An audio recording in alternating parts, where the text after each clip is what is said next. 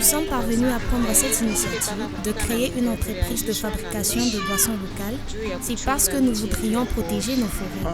En apprenant l'ouverture de l'entreprise, j'ai été très contente puisque ces mamans que vous voyez ici, je les ai trouvées en train d'aller ramasser les champignons dans la brousse.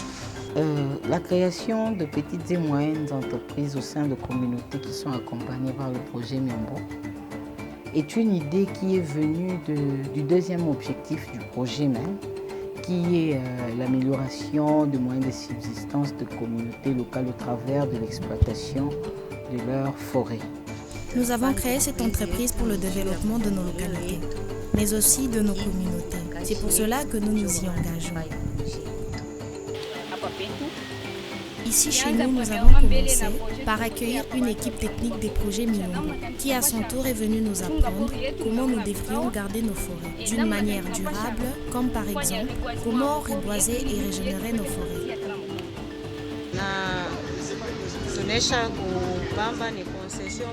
Et actuellement, nous avons une grande concession où personne n'a le droit d'y entrer pour des coupes illégales ou anarchiques de bois. Et ces arbres que nous, personnellement, devrions couper, nous les faisons sous des normes et principes de la foresterie parce qu'il y a des arbres que nous coupons qui sont destinés pour le bois de construction, pour le bois d'artisanat, de fabrication de lits, des cercueils, étagères, chaises. C'est pour cela que nous protégeons nos forêts.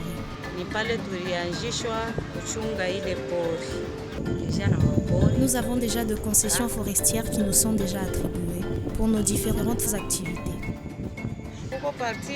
Nous avons aussi des forêts que nous disposons pour la régénération et nous y allons pour planter des nouvelles plantures afin qu'il n'y ait plus carence d'arbres dans notre village du Katanga.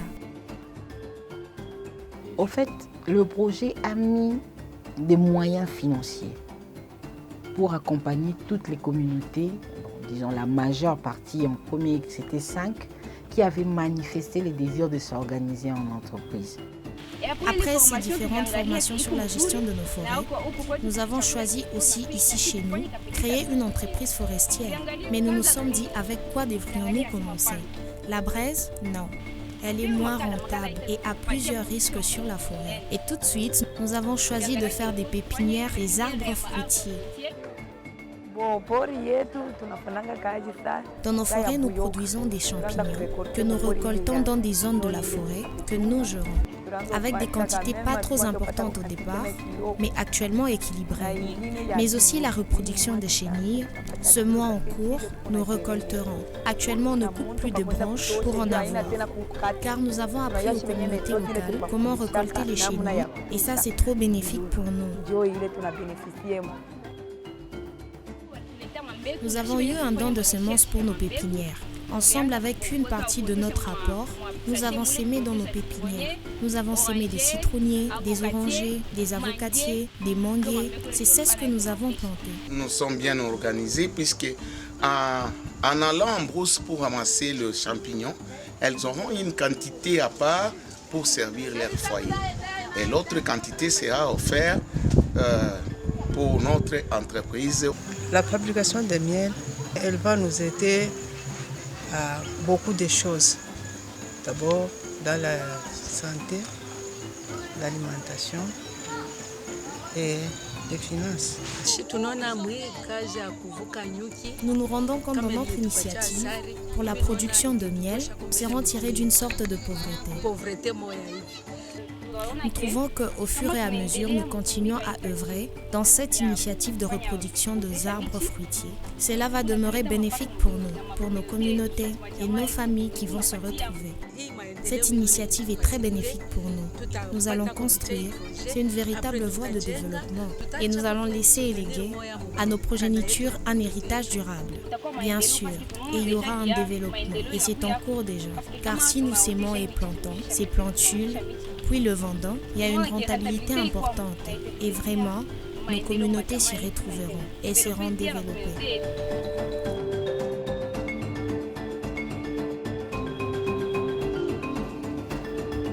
Et au sein d'une communauté, il peut y avoir plusieurs entreprises. Mais à ce stade, nous n'avons accompagné que 5 entreprises dans 5 communautés. Mais le projet ne veut pas s'arrêter seulement, c'est limité seulement à 5 entreprises. Le projet vise à aller jusqu'à 20 entreprises au sein des communautés déjà ayant leur CFCR. En les encadrant, alors on aura la chance de leur donner l'occasion de parvenir à gagner un peu leur vie.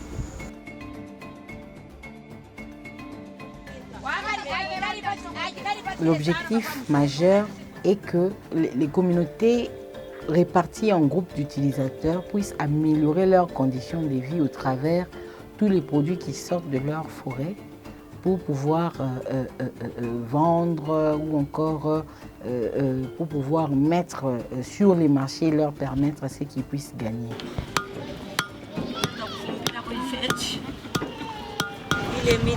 Vous savez, ces arbres dans nos forêts nous donnent toute une série d'espèces de champignons qui répondent aux différents besoins alimentaires. S'il n'y a pas la forêt, en tout cas, il n'y aura pas moyen de connaître les champignons. Cette initiative de création d'entreprises forestières, pour nous les femmes rurales, est très bénéfique pour nous, car elle nous offre de l'emploi et diminue le chômage, contribue aux soins médicaux et prise en charge des scolarités de nos enfants. Les racines qui servent à fabriquer nos boissons locales, communément appelées monkoyo, sont reparties en 2 types. Il y a le dit kilunge et kitondo, tous issus de nos forêts. Ce kilunge est plus sucré que les kitondo et l'on peut le planter ou le reproduire même pendant la saison sèche dans nos forêts, car elles sont rares. Ici chez nous, elles sont en faible quantité. Souvent nous allons les chercher jusqu'à Likasi, Lucia ou Bungu-Bungu, et c'est loin à plus de 40 km d'ici. C'est ainsi que nous aimerions les reproduire dans nos forêts, ou des zones marécageuses, afin que nous en ayons en grande quantité permanente.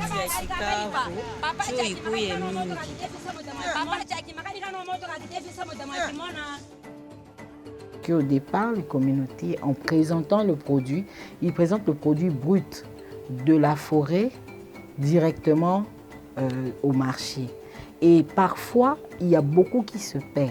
Auparavant, nous souffrions beaucoup pour l'emballage de nos produits. Par exemple, quand nous utilisons une calebasse, elle pouvait se casser pour de longues distances. C'était trop pénible, quitter d'ici chez nous à Kasumbalesa ou voire même jusqu'à Kinshasa. Les communautés transforment leurs produits, mettent maintenant sur le marché, avec des emballages appropriés sur lesquels ils écrivent le nom de leur entreprise, la communauté ou encore le nom du village où est produite ces aliments-là. Mais également, ils utilisent leur logo, le logo de leurs entreprises. Et tout cela, ils les ont obtenus au travers des accompagnements et des appuis financiers du projet. Actuellement, nous avons nos emballages et bouteilles fournis par l'équipe du projet Miyombo. Nous emballons et vendons nos produits et gagnons une rentabilité énorme. En les amenant de la forêt vers le marché, probablement, très souvent d'ailleurs, ce n'est pas le même jour qu'ils écoulent toute la marchandise.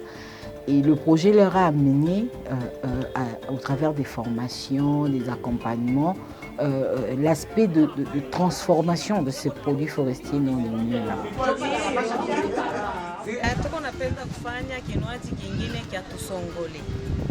Nous avons un autre projet de production des autres fruits forestiers, comme le masuku, le fungu, voire même le vin local issu du riz, afin de les répandre sur les marchés locaux.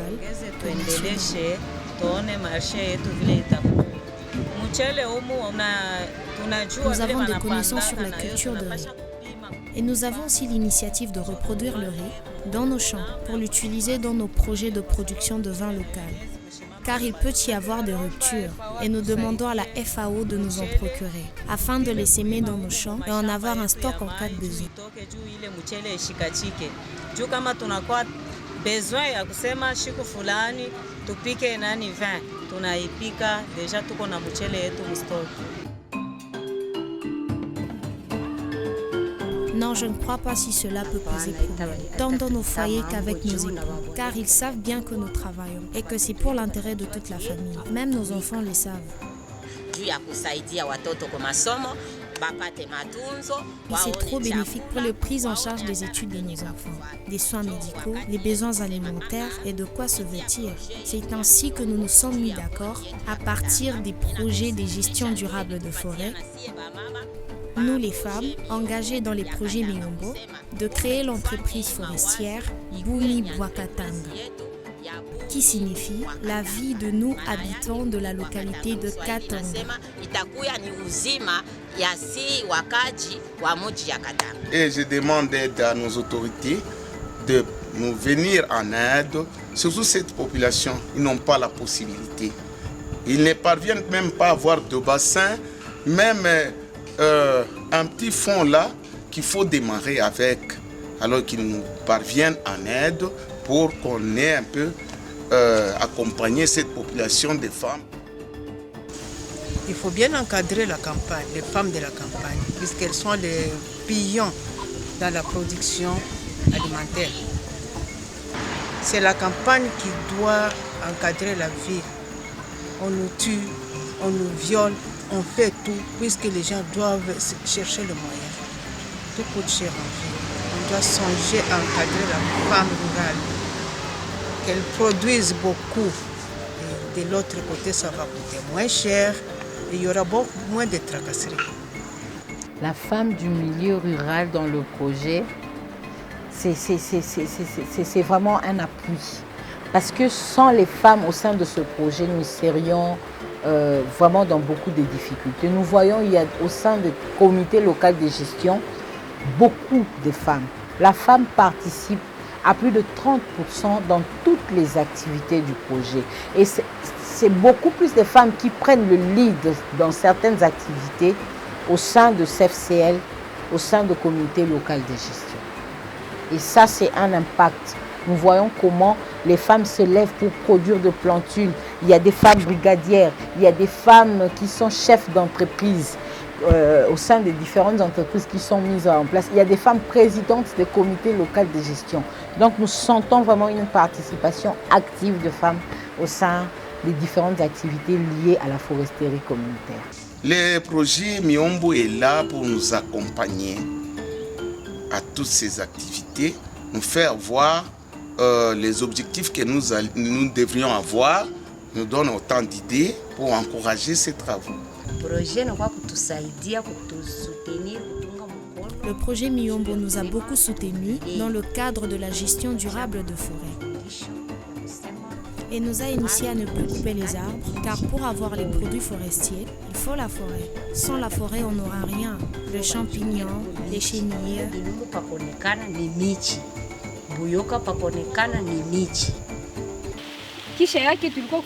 Ensuite, nous avons été formés sur comment créer des petites et moyennes entreprises forestières. Nous avons accompagné les communautés au travers certaines formations pour leur permettre d'ajouter en plus donc une plus-value sur leur manière d'exposer leurs produits, leur manière de mettre sur les marchés des produits.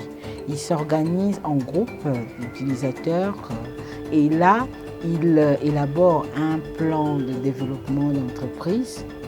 Et après élaboration d'un plan de développement d'entreprise, le projet les appuie avec des moyens en nature, beaucoup plus. Entre autres, on leur met à disposition les différents matériels ou encore appareils pour peut-être la transformation de tous les produits qui sortent en forêt pour que ça leur permette de bien les emballer et de les mettre sur le marché. Nous demandons aux autorités coutumières de bien parler aux membres des différentes communautés locales de ne plus détruire la forêt, car c'est à partir de la forêt que nous aurons les différents produits forestiers utiles pour nous.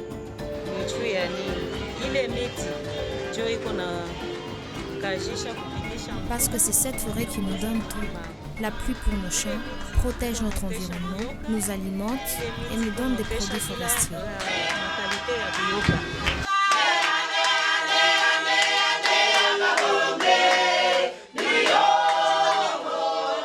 La femme est très active parce que nous voyons différents produits forestiers non lignés mis sur le marché. Dans les milieux ruraux, ce sont les femmes qui le mettent.